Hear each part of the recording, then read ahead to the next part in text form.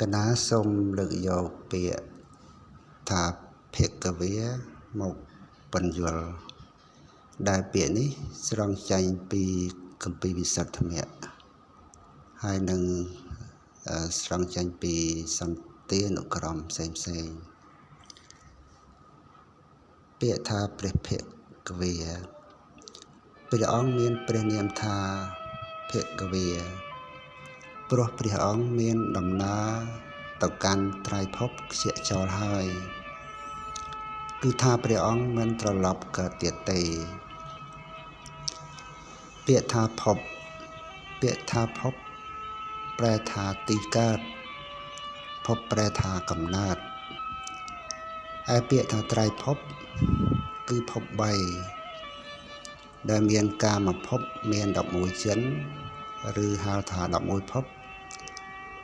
រូបភពមាន16ចិននិងអ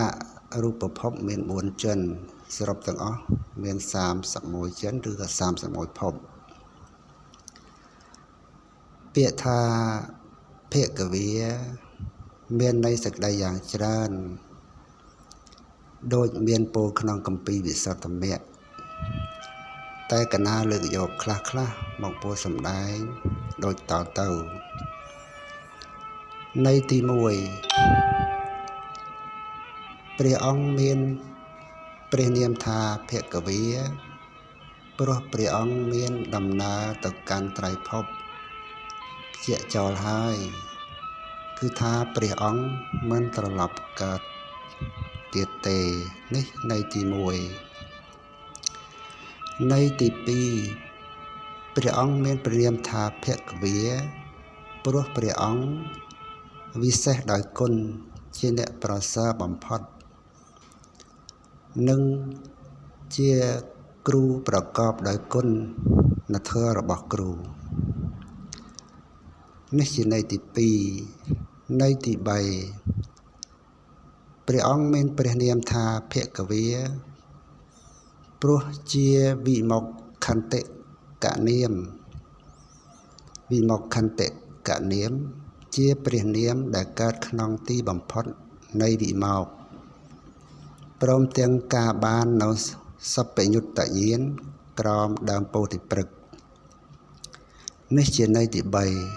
3ន័យទី4ព្រះអង្គមានព្រះនាមថាភគវាព្រោះព្រះអង្គកាច់បំបាក់នៅមាទាំងឡាយ5គឺកិលេសមា1ខន្ធមា1អភិសង្ខាមា1ទេវបុត្រមា1និងមច្ចុមា1នេះជាន័យទី4ន័យទី5ព្រះអង្គទ្រង់ព្រះនាមថាភគវាព្រោះព្រះអង្គជាអ្នកកាច់បំបាក់នៅរាគៈជាអ្នកកាច់បំបាក់នៅទោសៈជាអ្នកកាច់បំបាក់នៅមោហៈជាអ្នកមិនមានអាសវៈជាអ្នកកាច់បំបាក់នៅបាបធម៌ទាំងឡាយបានហើយអញ្ចឹងកណាមិនបានលើកយកសក្តីនៃពាក្យថាភគវាដែលមានពោលសម្ដែងក្នុងគម្ពីរវិសុទ្ធមគ្គយកមកទាំងអស់ទេកណាគ្រាន់តែលើកយកខ្លះមកពោលសម្ដែងប៉ុណ្ណេះព្រះមានព្រះភ័ក្ត្រគឺព្រះភគវា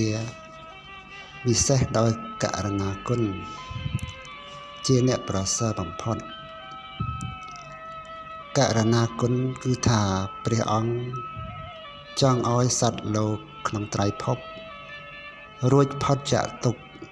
ដោយព្រះអង្គដែរព្រះអង្គទ្រង់និមន្តបិណ្ឌបាតផងប្រសាទផងនាពេលព្រឹកព្រះអង្គទ្រង់សម្ដែងធម៌នាពេលរសៀលព្រះអង្គទ្រង់ប្រទានឱវាទដល់ភិក្ខុសង្ឃយប់នាពេលព្រលប់ព្រះអង្គទ្រង់ធ្វើឆ្លើយប្រស្នា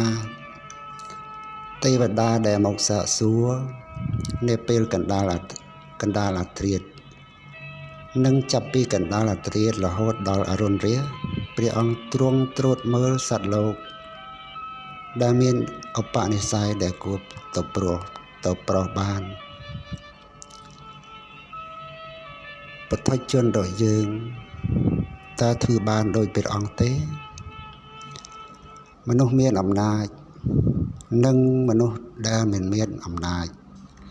រារាំងព្រះអង្គមិនឲ្យសម្ដែងធម៌យៈមាទេវតាព្រំចាញ់ចោលព្រះអង្គដោយប្រការផ្សេងតែព្រះអង្គនៅតែតស៊ូបន្តបំពេញពុទ្ធកិច្ចមិនខ្លាចការនឿយហត់មិនខ្លាចគេសម្លាប់ក៏ព្រោះតែព្រះអង្គមានព្រះនាមថាភគវានោះឯងគឺព្រះអង្គមានមហាករុណាគុណចង់ឲ្យសត្វលោករួចផុតចាកទុក្ខខ្ជាក់ចោលភពបីបានដោយព្រះអង្គហេតុផលទាំងនេះហើយទើបព្រះអង្គមានព្រះនាមថាព្រះភគវា